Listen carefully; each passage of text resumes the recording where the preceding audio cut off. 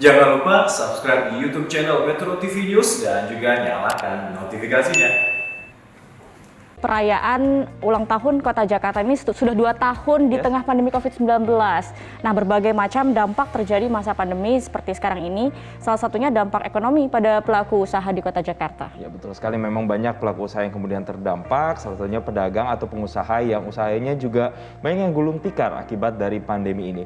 Lalu sebenarnya bagaimana ya langkah Kamar Dagang dan Industri DKI Jakarta untuk mengatasi permasalahan ini? Kita akan tanyakan langsung dengan Ketua Kamar Dagang dan Industri DKI Jakarta, Ibu Diana Dewi yang saat ini tersambung melalui sambungan virtual. Kita sapa langsung. Selamat pagi, Ibu Diana. Selamat pagi, Mas Jason, Mbak Gadis. Selamat pagi, Ibu. Selamat pagi, terima kasih sudah bergabung, Bu Diana. Ini terkait dengan geliat usaha dan juga industri, Bu, di tengah pandemi, khususnya di ibu kota. Kalau kita lihat kan sudah 2 tahun tadi Gadis bilang, kita sudah masa pandemi, tentu ini juga memukul sekali banyak sektor. Salah satunya adalah di sektor dagang dan industri. Apa strategi yang bisa dilakukan Kadin, Bu, untuk menjaga agar sektor dagang dan industri ini tetap bergeliat, begitu, Bu? Ya, alhamdulillahnya kami dengan Pemprov DKI, khususnya Dinas UMKM, Dinas Tenaga Kerja, itu berkolaborasi.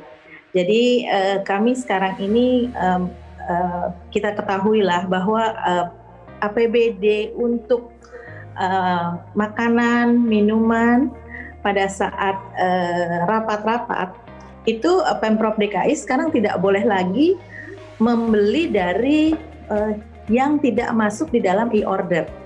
Nah, ini teman-teman terbantu sekali untuk khususnya teman-teman UMKM di bidang kuliner. Pada saat pandemi kan mereka yang terdampak sekali, dan sekarang ada yang dinamakan e-order, sehingga semua produk-produk mereka khususnya Jackpreneur masuk di dalam e-order. Dan APBD yang tadi saya sampaikan tidak boleh lagi keluar dana tunai, tetapi melalui e-order tersebut, sehingga semua produk-produk dari teman-teman UMKM inilah yang menjadi supply di dalam pelaksanaan pada saat teman-teman di Pemprov melakukan rapat-rapat.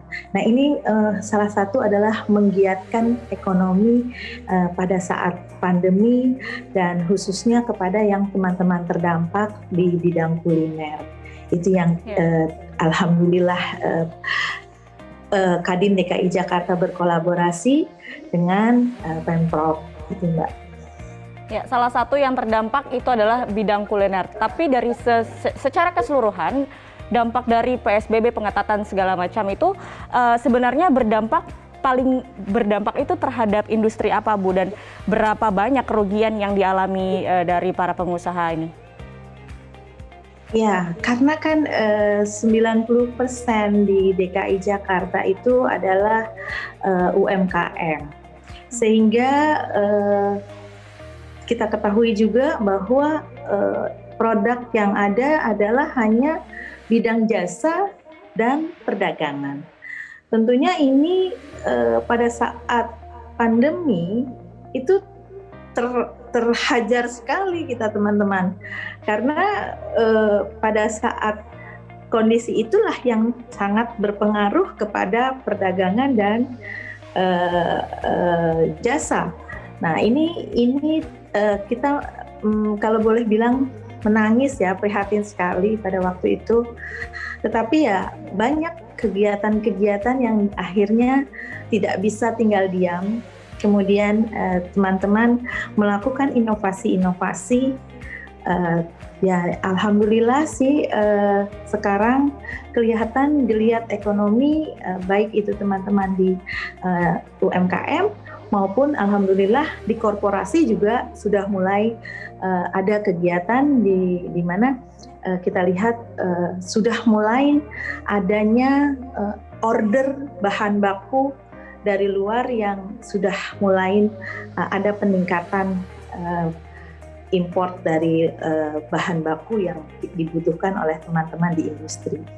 Oke, Bu Diana boleh digambarkan Bu, secara spesifik ini peningkatannya bisa diukur melalui apa? Kalau kita bandingkan kan mungkin di awal-awal pandemi ini banyak usaha dagang dan juga industri yang kemudian sangat drop, sangat jatuh since ya. pandemik ini hit di seluruh dunia termasuk di DKI. Lalu kemudian ada penyesuaian-penyesuaian kebijakan seperti PSBB, kemudian berubah menjadi PPKM, yang kemudian para geliat usaha ini bisa kembali beroperasi lagi. Nah ini peningkatannya seperti apa Bu gambarannya secara spesifik? Bisa dilihat atau diukur dari apa? Kalau kita bicara year to year, tahun ini kelihatan sekali dari pemulihan ekonomi yang program-programnya sudah berjalan, yang sudah disampaikan oleh Menteri Koordinator bahwa 39,7% posisi pada saat semester awal ini sudah terserap. Nah ini yang kita bisa menjadi indikator di mana kalau bicara year to year tahun lalu itu bahwa posisi saat ini sudah cukup membaik, dan yang justru diteriakannya ini oleh teman-teman sekarang ini bukan lagi berbicara permodalan, tetapi mereka berbicara bagaimana market mereka ini bisa berkembang. Nah ini mudah-mudahan supportnya sudah bagus dari perbankan, dan tinggal bagaimana kita meningkatkan daya beli masyarakat. Itu yang saya rasa sekarang ini kalau dilihat perbandingan dari tahun lalu sudah alhamdulillah. Bu Diana, bicara soal market yang berkembang, sebetulnya dari evaluasi data yang masuk, usaha jenis apa sih Bu yang kemungkinan akan terus bertahan di masa pandemi, dan kenapa Bu? Kalau di sekarang ini yang sedang menjamur itu adalah dari bidang kesehatan ya. Itu teman-teman kelihatan sekali trennya meningkat di bidang kesehatan.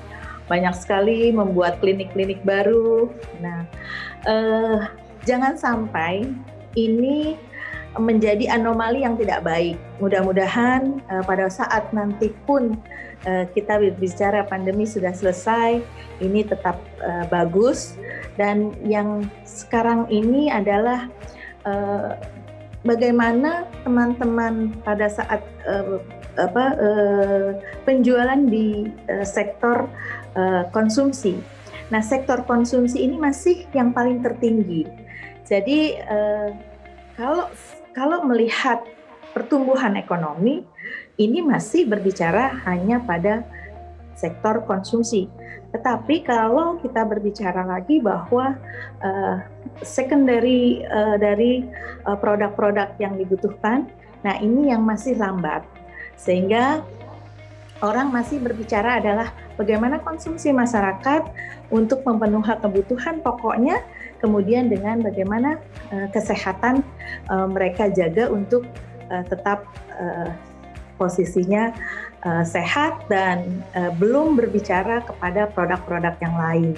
Nah ini yang saya merasakan di Jakarta seperti itu, dan sepertinya ke depan kita harus berpikirnya bagaimana mempertahankan posisi ini dahulu sehingga pertumbuhan ekonomi yang kita harapkan lebih dari itu terjaga. Jadi kemarin teman-teman juga mengeluhkan dan mengkhawatirkan dengan adanya PPN sembako.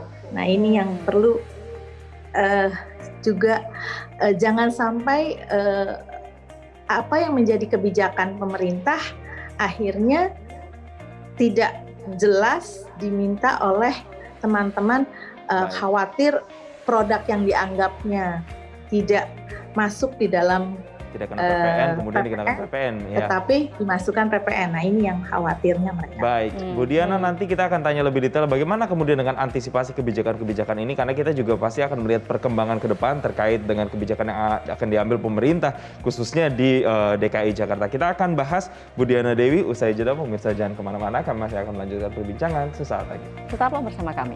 Baik, kita akan lanjutkan kembali perbincangan bersama dengan Ketua Kadin DKI Jakarta, Ibu Diana Dewi. Bu Diana, Melanjutkan apa yang sudah kita bahas tadi, Bu. Ini kan usaha tentu juga kemudian cukup ketar-ketir kalau kita melihat angka kasus COVID-19 di DKI Jakarta yang bahkan beberapa hari lalu sempat tembus 2.000-an kasus per hari. Ini berturut-turut selama 5 hari kemarin. Nah, ini kemudian membuat seruan-seruan dari banyak masukan dari masyarakat untuk kemudian melakukan tarik rem darurat untuk DKI Jakarta. Yang tentu kalau kita pikirkan ini ada efek dominonya untuk para pelaku dagang dan juga usaha atau UMKM.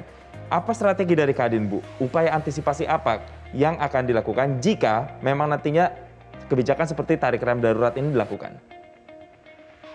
Ya, kita berharap Mas bahwa WFA yang sekarang ini kita lakukan, kita tinjau ulang, evaluasi lagi, apakah memang sudah ada pelonggaran di dalam semua perusahaan-perusahaan. Nah, ini mungkin yang perlu diketahui dan secara jujur kita sampaikan bahwa jangan sampai nanti terjadi rem darurat. Karena beda ya tahun yang lalu dengan kondisi yang sekarang. Kita sedang dalam tahap pemulihan ekonomi. Kemudian kita ketahui juga sepertinya terjadi pelonggaran-pelonggaran di WFH.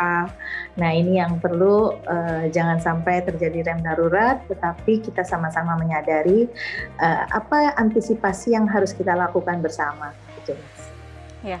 Bu Diana, untuk mengatasi atau mengendalikan pandemi COVID-19 di DKI Jakarta, sejauh ini seperti apa sih Bu peran serta dari Kadin DKI untuk mengantisipasi atau mengendalikan penularan COVID-19 di DKI Jakarta, khususnya untuk para pelaku usaha dan juga dagang, Bu?